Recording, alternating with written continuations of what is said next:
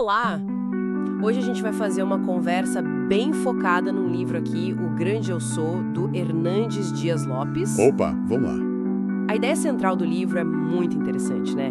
Ele pega aquelas 7 declarações Eu sou de Jesus, lá no Evangelho de João, e mostra como Jesus usou essas metáforas, essas imagens, para dizer quem ele realmente era. Exato. E o autor, o Lopes, ele argumenta que não são só, figuras de linguagem bonitas. Não, né? Ele conecta isso diretamente com o eu sou que Deus falou para Moisés lá no Êxodo, né? O eu sou o que sou. A ideia é mostrar a divindade de Jesus. É uma linha de raciocínio bem forte que o livro constrói. Sim, o livro vai guiando a gente por essa jornada. Jesus não diz que é parecido com algo. Ele afirma ser a coisa em si. O pão, a luz, a porta. Entendi. E o Lopes usa isso para dizer, olha, Jesus é Deus Filho, sem margem para dúvida. Ele até recupera aquele argumento do C.S. Lewis, Ah, sim. né, de que Jesus só poderia ser mentiroso, lunático ou senhor. A análise foca nisso. Cada eu sou revela um pedaço essencial da identidade e da missão dele. Legal. O livro, então, começa a narrativa com Eu sou o pão da vida. Isso vem logo depois da multiplicação dos pães, né? Que conexão o autor faz aí? O timing é tudo. O livro destaca isso. A multidão estava atrás do pão físico, que acaba. Claro. Aí Jesus vira e fala, não, eu sou o pão que alimenta de verdade, para sempre.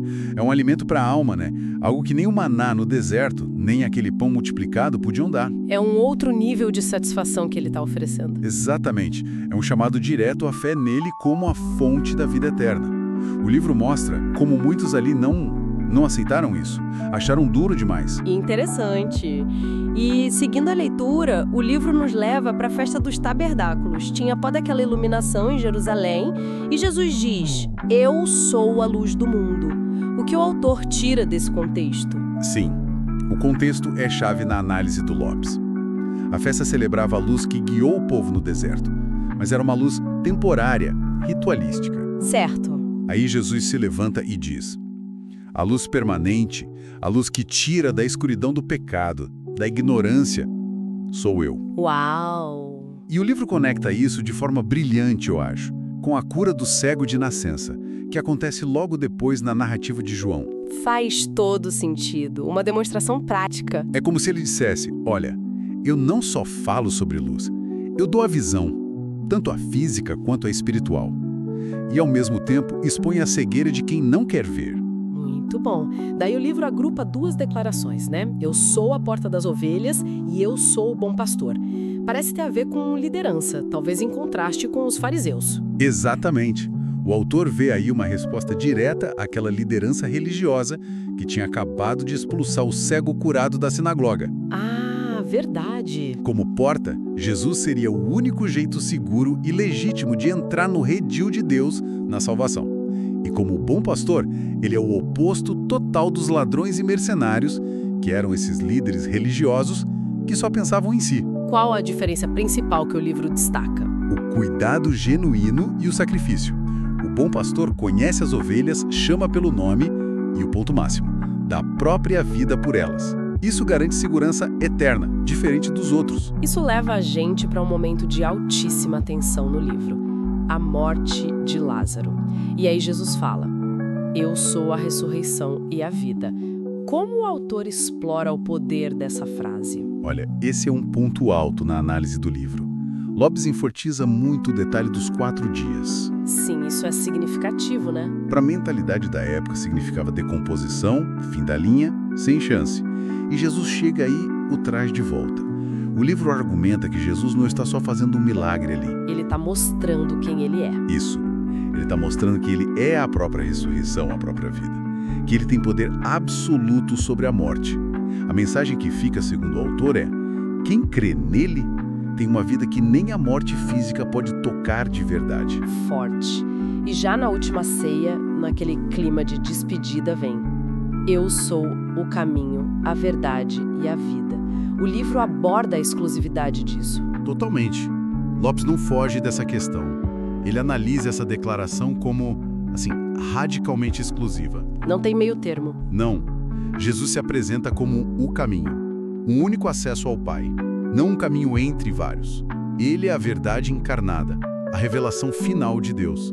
E ele é a vida, a fonte de toda existência espiritual plena.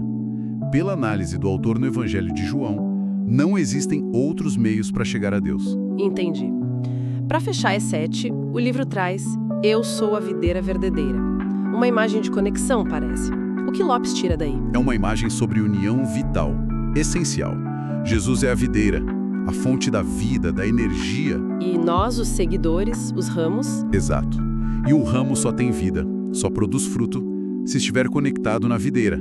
Se cortar, seca. É simples assim. E o pai? Pai é o agricultor. O livro destaca esse papel. Ele cuida, limpa os ramos que dão fruto para darem mais ainda e tira os que não servem para nada porque se desconectaram.